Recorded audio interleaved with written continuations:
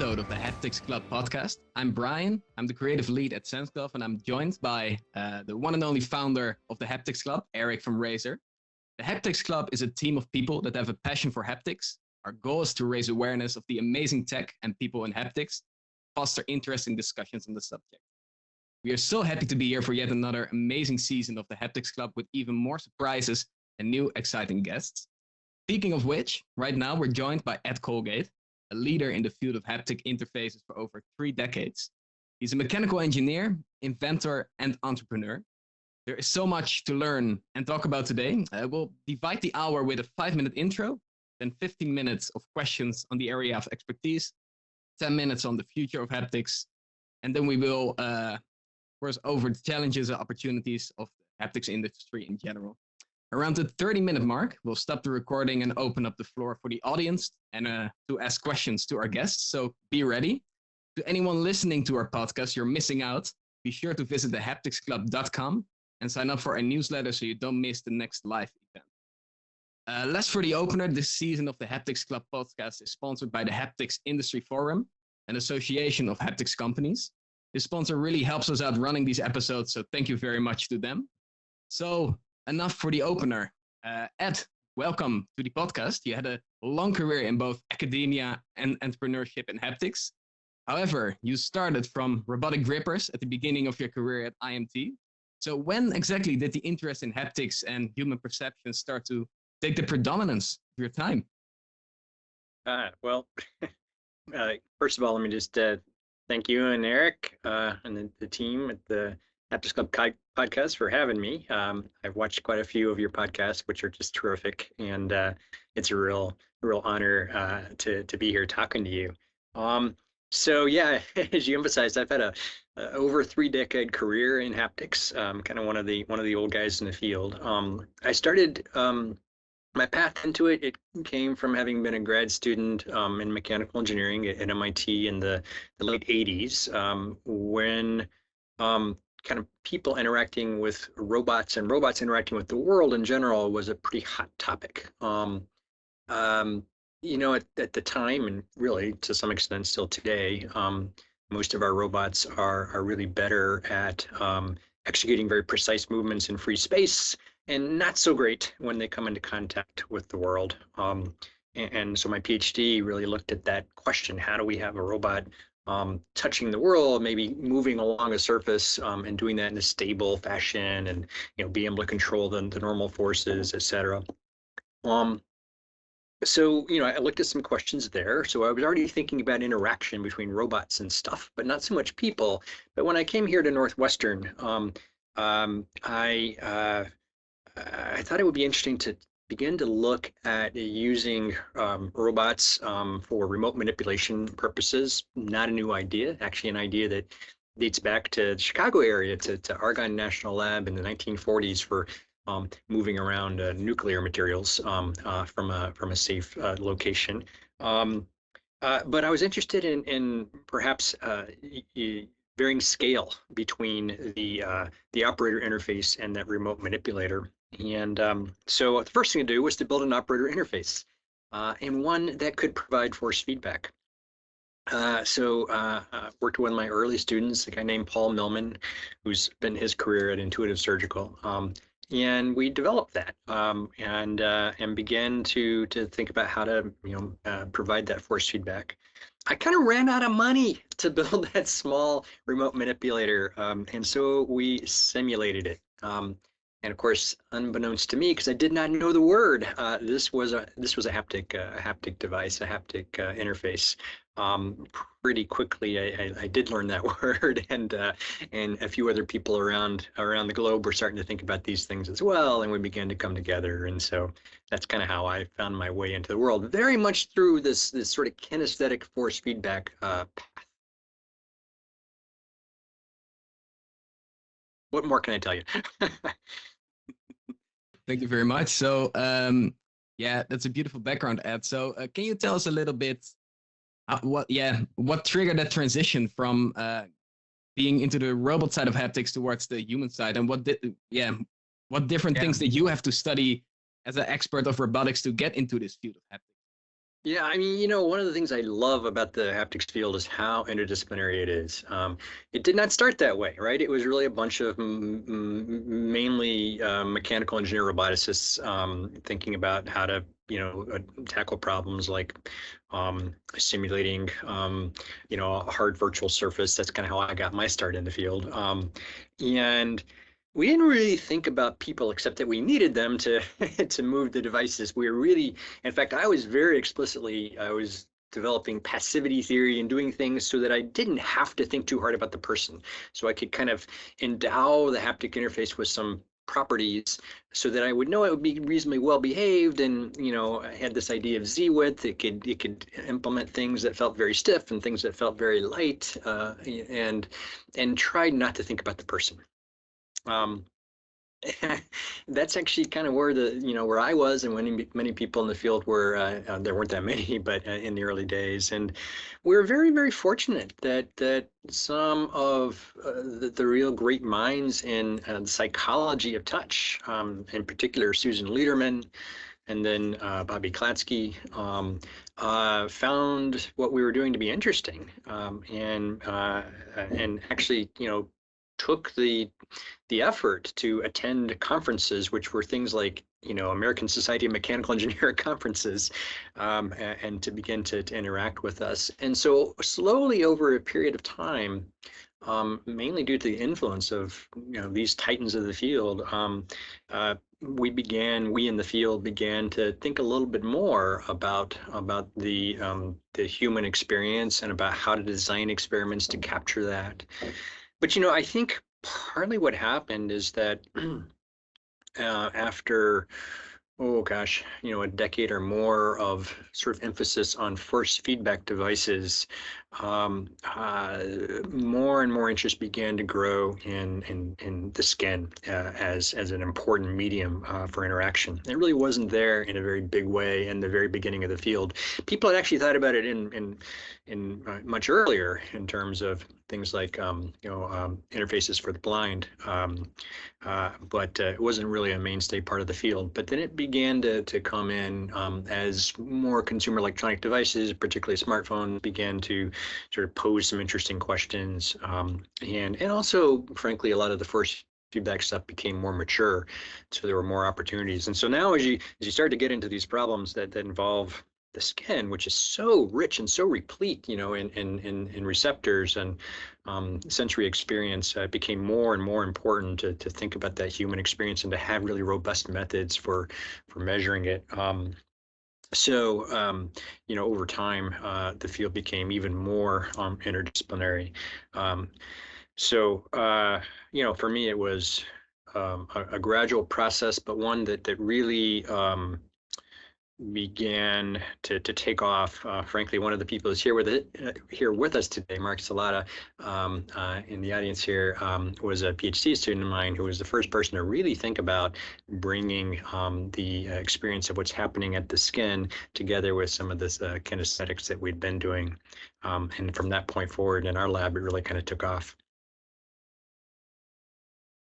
Thanks, Ed. That's great introduction, and it's a wonderful way to flow to our second section. It's more about the area of expertise, and really what we are looking forward here is some, lifelong take-home message, and something that students that are newbies in haptics or pure engineers or pure designer that are, have a traditional training, and they comes in this field of haptics where it's so interdisciplinary, and you have to consider many, many things to create an excellent haptics experience. What we're looking forward is this kind of, soft learning that you got. And really, you are one of the veterans, right? And you witnessed a lot of technologies rise and fall, a lot of interest in many different areas that has like a spike of interest, and then it went downwards for whatever reason. So we would like to ask you, what are the characteristics that a new haptics technology needs to be successful, or in academia or in the market? What is that some early signs that are someone should recognize to see, okay, this is something that makes sense to invest my years on?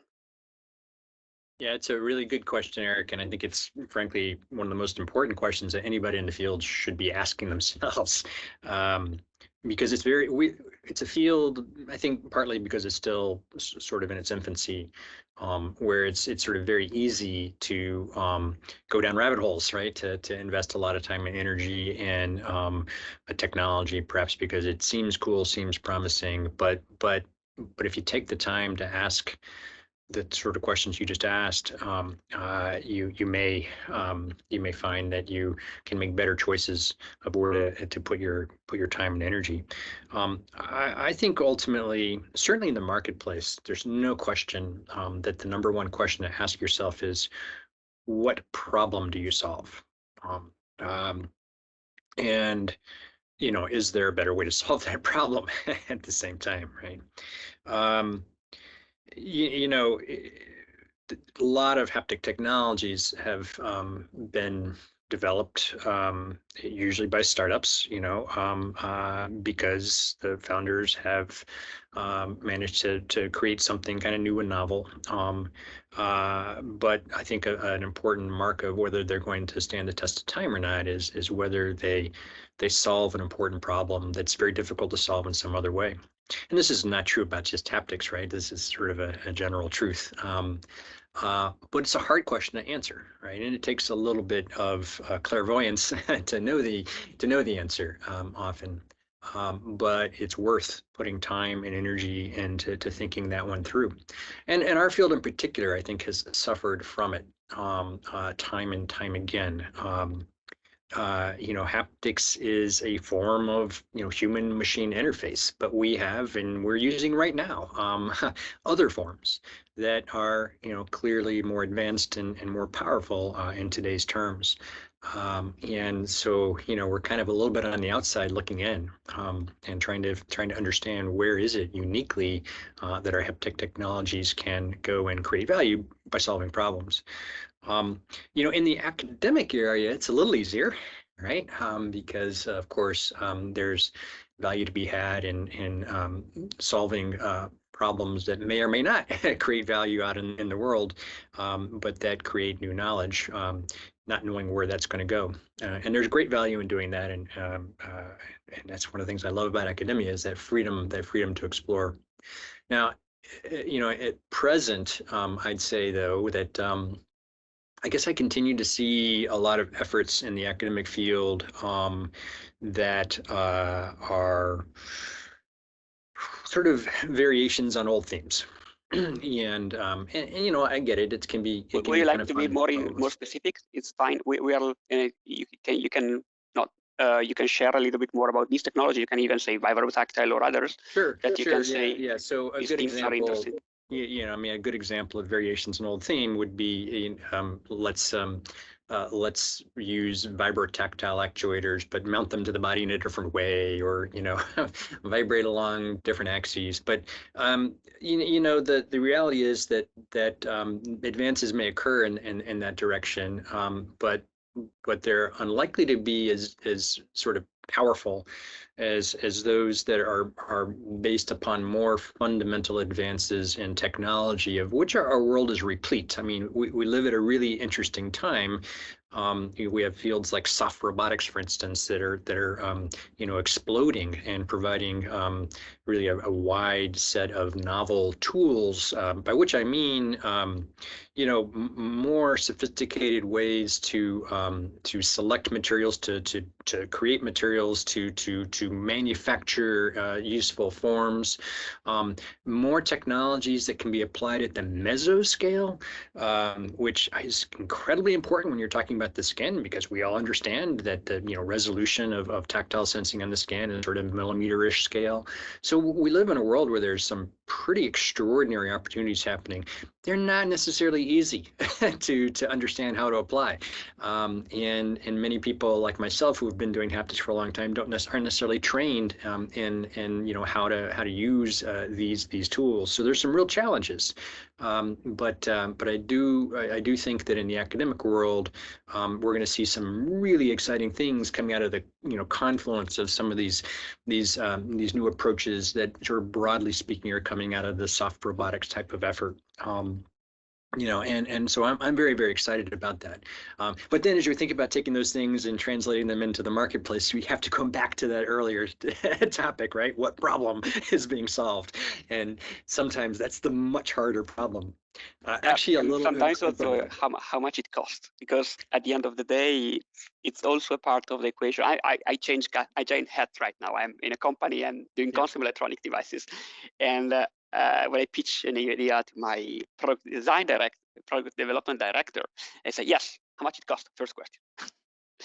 And somehow even if you are able to articulate a nice business case around that, you say, look, that's fine. You have to go down like 80% the cost, otherwise, even if it's the best things in the world, doesn't matter price point that our customer can buy. So even if it's a great experience, I can't do it. And that's next challenge, let's say. Well, I believe it sort of ultimately is a cost benefit, and that if there's sufficient benefit, then that will feed back into the cost, right? We can all put extraordinary amounts of computing and extraordinary numbers of pixels and so forth into our pocket in an affordable way. So we can solve problems of cost if there is motivation to do that, right? And I think where we as a field, just in some sense, you can blame it on me and my generation. We just didn't quite solve the problems yet of how do we create that much value, out in the real world that the incentive is there to drive down those costs, right? And it's not clear as we sit here and talk about haptics today. It's not entirely clear where that's going to come from, right? That's maybe the hard problem of haptics. Academically, by the way, I think the hard problem of haptics is realism. And I think we don't talk nearly enough about that. And I think the reason we don't talk nearly enough about it is that we don't believe it. We don't even believe it's possible. And I think that's a mistake.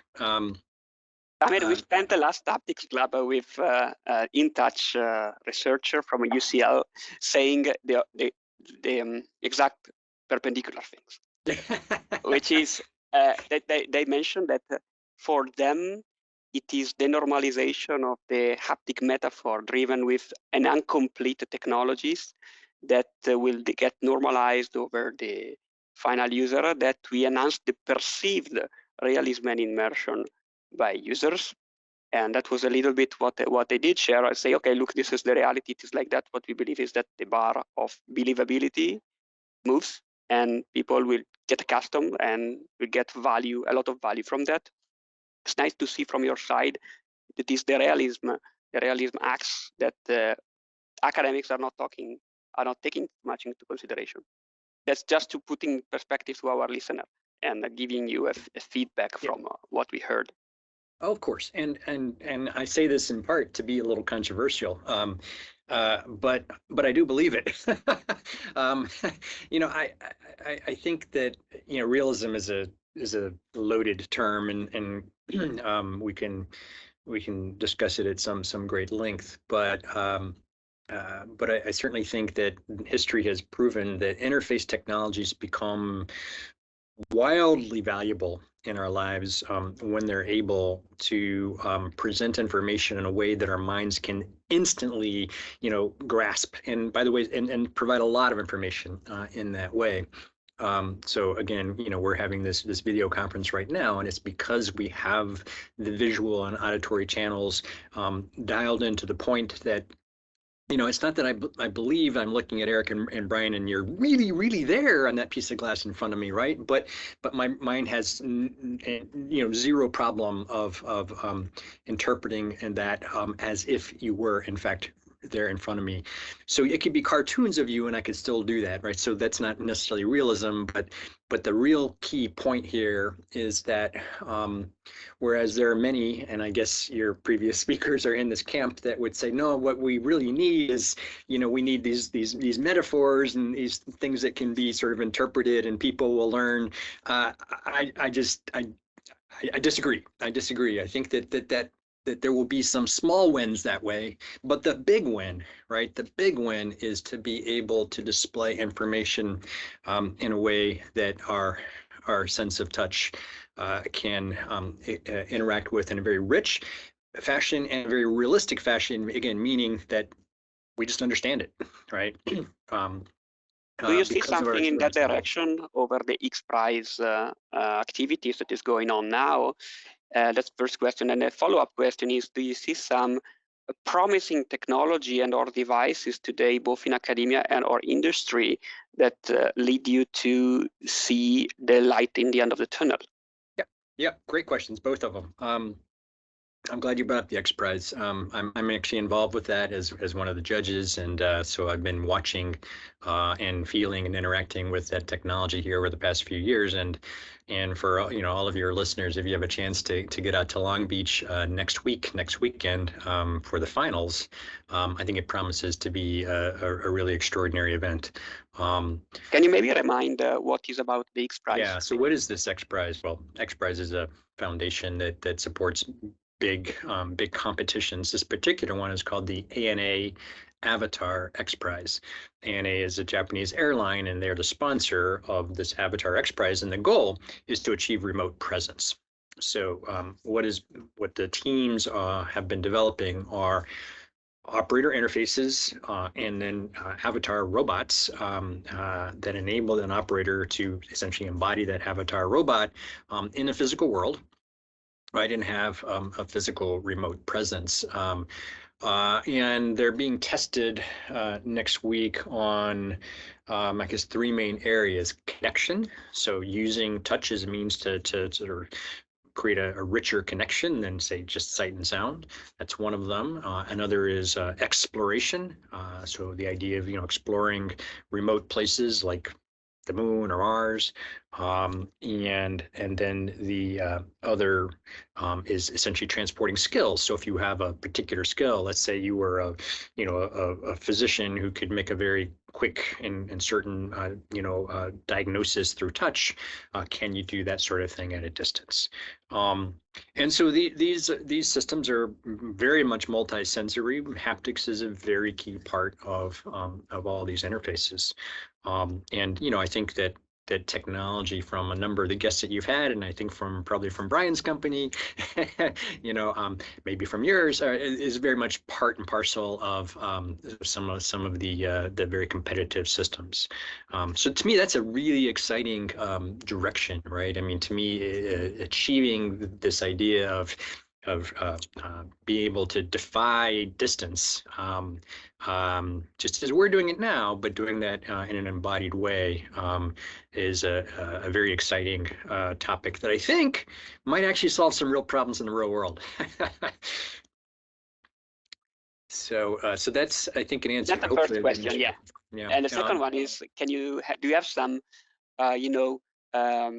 really technology or companies, if you naming this safe place, really, if you don't feel about it, it's also fine, that it makes you believe that this path to realism is getting explored. Sure. Yeah. So for the most part, my message here is that we don't take realism seriously enough.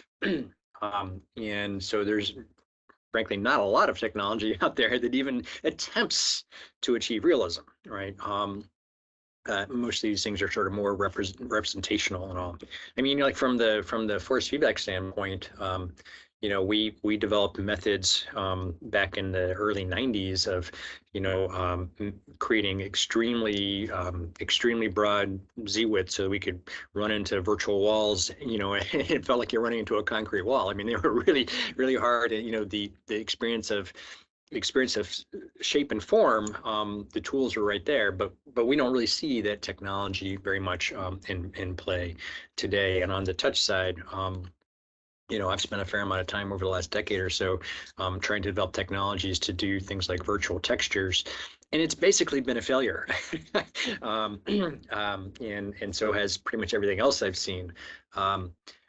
So is there any reason to be optimistic? I think there's a lot of reason to be optimistic. I think what's happened alongside work on these technologies, and it is because we're in such an interdisciplinary field, is that we've also begun to understand better what actually matters in perception.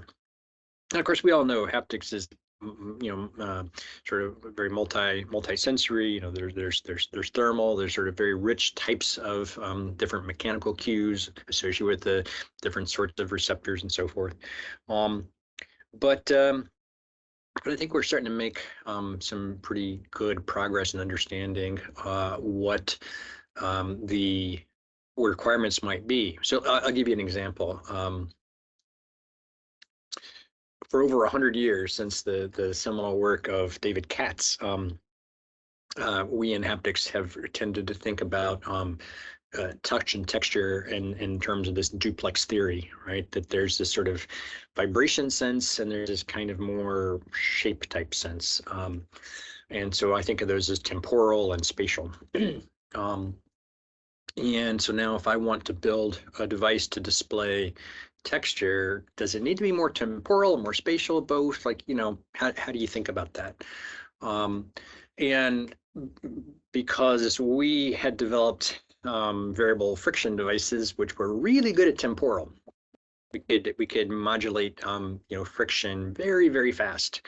But we're terrible at spatial because they're basically just flat sheets of surface. We thought, well, we should focus on things like fine textures, where according to most of the work that's been done, it's really more of a temporal sense, and we should be able to do these really well. But it kept kind of seeming every time we try to implement a texture that sort of felt realistic, it just didn't. And partly I was like, well, maybe we just haven't figured out the right code.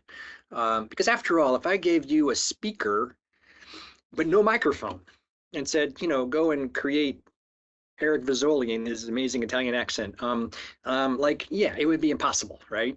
So, we need that microphone, right? And so we didn't really have a great way of knowing even what to record in a texture. And but one of my most recent PhD students, Roman Grigori, I gave him this problem and I said, Roman, we've got to figure out whether it's even possible to use variable friction to replicate a fine texture.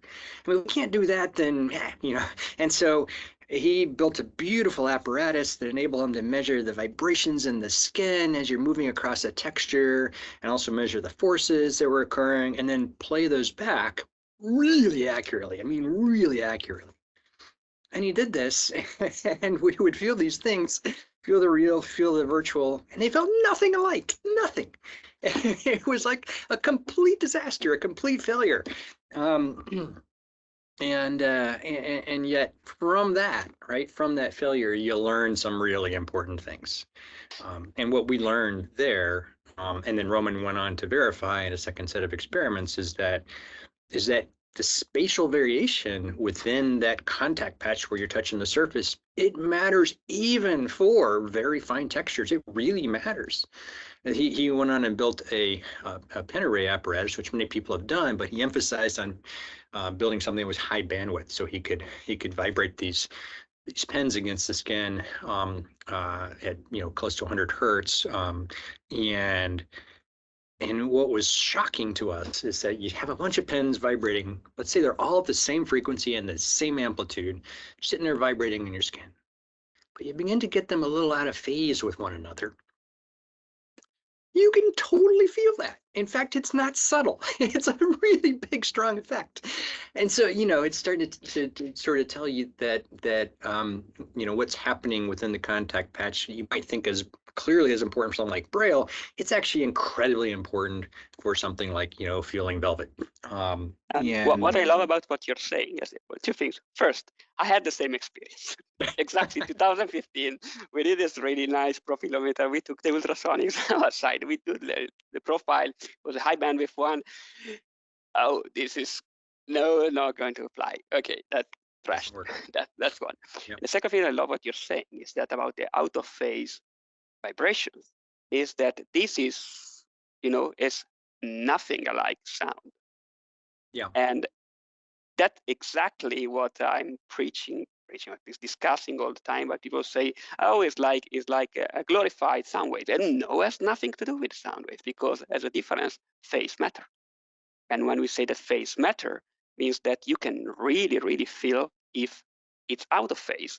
That means that anything around representing a digital tactile effect cannot really leverage what we know from the acoustic side and or from the sound perception and or the compression on the sound side, because for these specific things that we actually do feel the phases between signals. And in this case, it's also multiple signals in multiple points, which is then more. And thank you very much for bringing it in, because I never had a second, let's say, a second opinion on the matter, because we got it in the first place, but of course we never published because this is industrial things. But in your case, you published it, and I love it. Thank you very much for bringing it up. Of course. You know, but I think to me that this is super encouraging, because now we sort of begin to understand, oh, that's important, right? Like when you begin to understand what's really important and what's really underlying the percept, well, then you can begin to think about the engineering challenges, right? and again, as I said earlier, I think we live in a time when we have tools. We have tools to begin to address these challenges. And, you know, I see in the academic literature all sorts of really fascinating, mesoscale sorts of actuation approaches. And, you know, in the commercial world, companies like Haptics are doing some really cool things with distributing. I do believe, based on what I've learned here, that distributed haptics is, you know, an incredibly important frontier. Again, what problem does it solve in the world? Well, I haven't thought deeply about that one, but you know, in terms of advancing our understanding, and there is always video games. There is always video games. You know. Well, yeah, you know, we're fortunate in some sense as a field to have video games, right? You know, the fit is very, very good, and you know, it's a meaningful commercial arena. You know. I think, I mean, honestly, how do I say this? How do I say this without being? No, you can be direct. It's fine. Yeah, yeah. No, okay.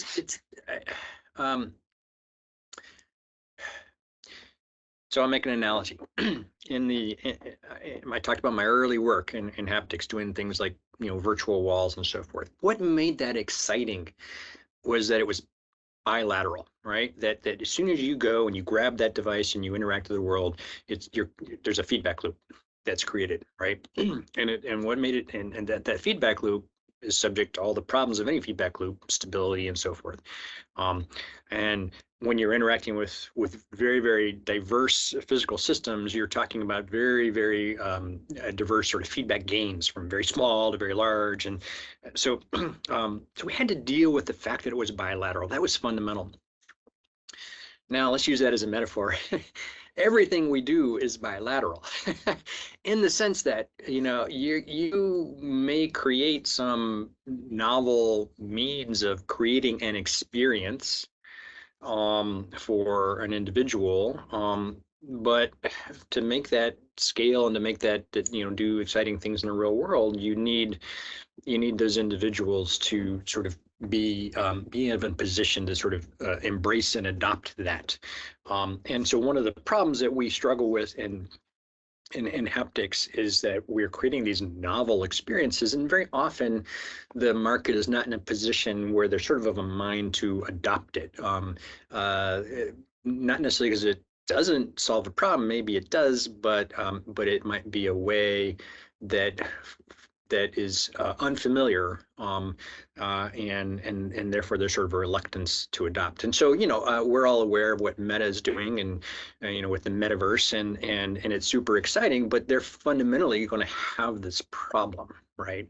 You know, the mode of interacting is very different than what we're used to, and you know, over time things change, but it does take time, and there's not that much. It's very, very hard to do that. Very hard to change the people's sort of willingness to accept new things. But gaming provides a beautiful place where you sort of lower those barriers, right? And the willingness to embrace new experiences is much greater, right? And so I think that, you know, we're very fortunate as a field to actually have that as a place where you know, new haptic experiences can be introduced. So you know, I'm all for I'm all for what you're doing. I mean, Speaking, you know, I cannot say I'm the happiest man alive. You know, I build video games, but it's fantastic. speaking of new haptic experiences, Ed, I think it's time to talk a little bit about the future of haptics. And in this section, we want you a little bit to use your vision and look into the future to predict what will happen in the coming time. You can be extremely right or extremely wrong. We'll look back at 10 to 20 years what it will be. And the question we have ready for you is, how do you think haptics and human-machine interaction will evolve over the next coming 10 to 20 years? Okay, terrific. Broad question. It is a tough question, right? I mean, you know, it's a fun question. I think that gaming will push it forward. I do think that, yeah, I do think that we will begin to see advances in distributed haptics in support of that. I think those will be still primarily vibrotactile, but I hope that at least within that longer time frame, we begin to see things that move on. And I don't mean just thermal, which doesn't excite me personally all that much, but I mean, you know, things that are more like, you know, shape, or let me back up and say, like, look, when I look at haptics in our real world, in our real life, you know, it's clearly a massively important part of our lives. And I think there's two main reasons. One is manipulation. That is the number one reason by far that haptics is important, so that we can manipulate physical objects in our physical world. We all use haptics in that way all the time through our day. And the number two thing would be sort of identification, assessment sorts of things, you know, like, you know, the famous haptic boxes, or you can reach in and identify objects by touch very quickly and so forth. We use that capability quite a lot as well. And there's many other things, right? But you take those two things and now put them into the digital world and they're just kind of gone. Like, we just don't use haptics in those ways. And so my prediction is that we still won't 20 years from now. And that's a little bit sad. However, I do think that, again, getting back to XPRIZE, I do think that the remote touch applications are one area where we may begin to see that grow. Do I expect that to become a, you know, a very big, robust, important commercial market in that time frame? No, it's way too complicated, way too expensive. But I think that we'll begin to see some niche things. They may be, you know, astronauts in the lunar gateway, you know, controlling avatars on the surface of the moon or things like that. I do think an area that I'm personally kind of excited about right now is robot haptics.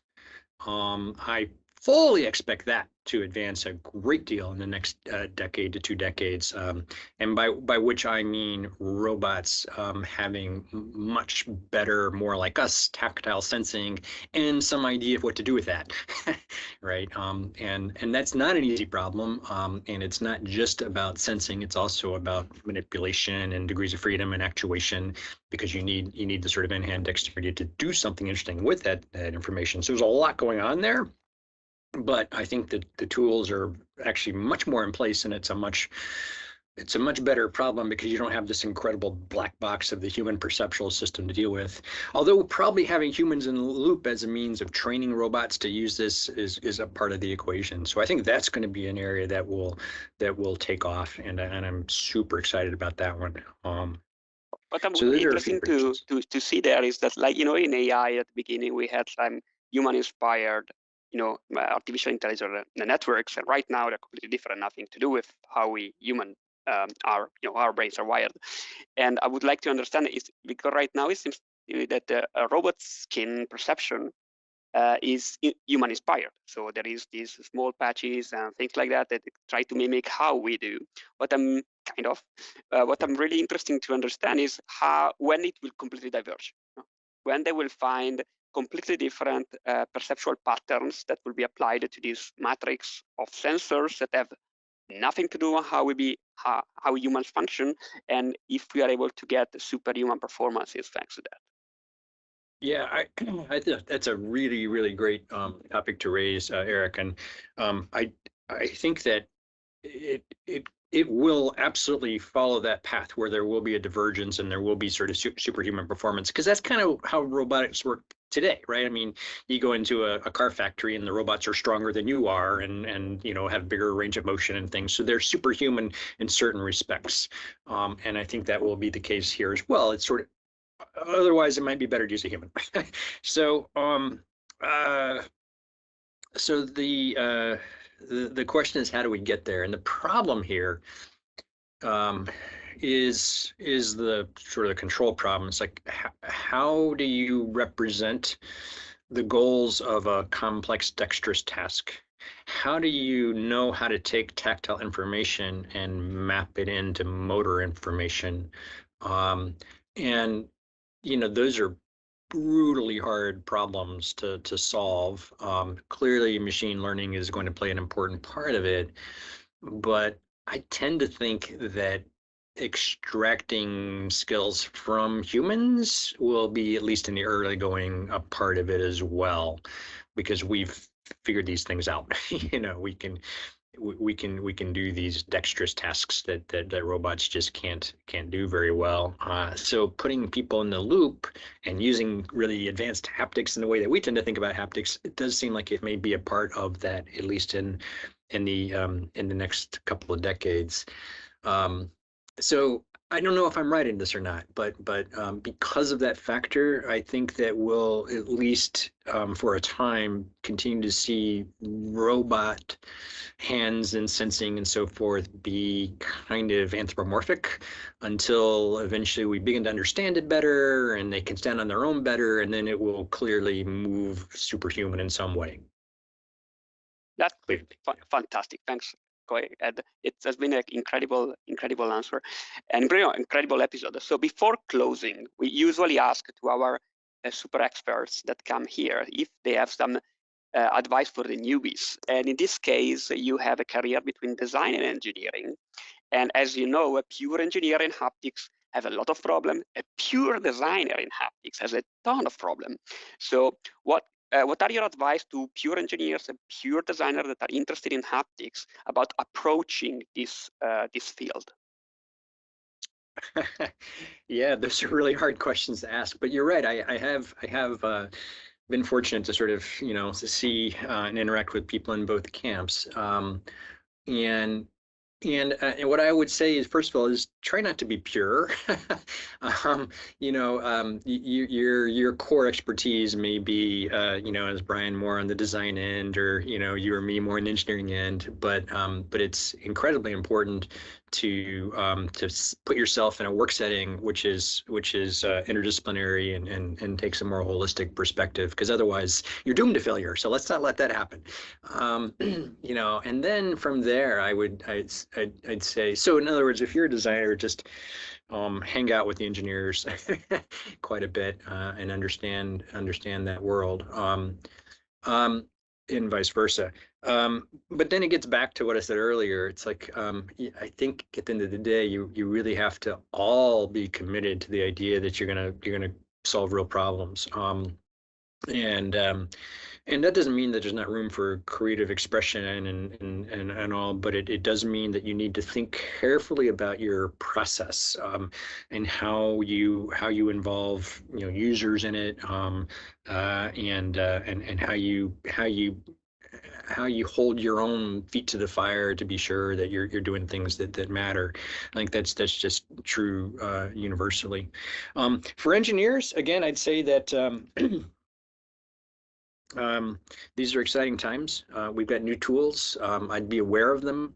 I'd build collaborations with people who have skills that you don't have. And for designers,